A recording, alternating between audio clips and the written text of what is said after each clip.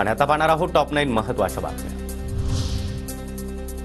भाजप युवा मोर्चाच्या कार्यकर्त्यांकडून मुंबईतील काँग्रेस कार्यालयामध्ये शिरून मोठी तोडफोड। अमित शहा यांच्या विरोधामध्ये केलेल्या आंदोलनामुळे निषेध व्यक्त करत ही तोडफोड करण्यात आली। काँग्रेसच्या आंदोलनाला प्रत्युत्तर देताना कार्यालयामध्ये जात भाजपकडून तोडफोड करणं गुंड प्रवृत्तीचं लक्षण। लोकशाही पद्धतीने आपलं म्हणणं मांडलं पाहिजे, विजय वडेट्टीवार यांची टीका। कार्यालयाच्या तोडफोडीनंतर काँग्रेस कार्यकर्ते आक्रमक, भाजप विरोधात जोरदार घोषणाबाजी।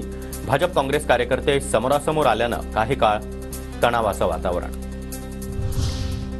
मुंबईतील भाजप प्रदेश कार्यालयामध्ये पोलीस बंदोबस्त वाढवला। काँग्रेस कार्यालयातील तोडफोडीनंतर पोलिसांकडून खबरदारी। दरम्यान आंदोलनाप्रकरणी 12 भाजप कार्यकर्ते ताब्यात। मुंबईतल्या बोट दुर्घटनेतील मृतांचा आकडा आता 14 वर। 43 वर्षीय बेपत्ता व्यक्तीचा मृतदेह सापडला, एक जण अद्यापही बेपत्ता। धाराशिवमध्ये पवनचक्की कंपनीच्या ठेकेदाराच्या गुंडाची दादागिरी सुरूच। शेतकऱ्याच्या डोक्यामध्ये रॉडनं मारून जमीन बळकावण्याचा प्रयत्न। पोलीस अधीक्षकांनी तक्रारीची दखल घेतली नाही, सचिन ठोंबरे यांचा आरोप। साई समाधी मंदिर आज दुपारी 1:15 ते 4:30 वाजेपर्यंत बंद असणार। साई मूर्तीची 3D स्कॅनिंग करण्यासाठी मंदिर बंद राहणार।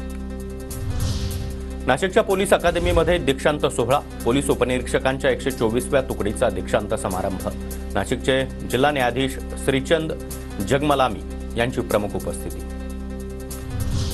अक्षय शिंदे यांच्या आई आणि वडिलांना घर रोजगार द्या। हायकोर्टाचे राज्य सरकारला आदेश। आम्हाला बहिष्कृत जीवन जगावं लागतंय, अक्षयच्या आई वडिलांचं मत।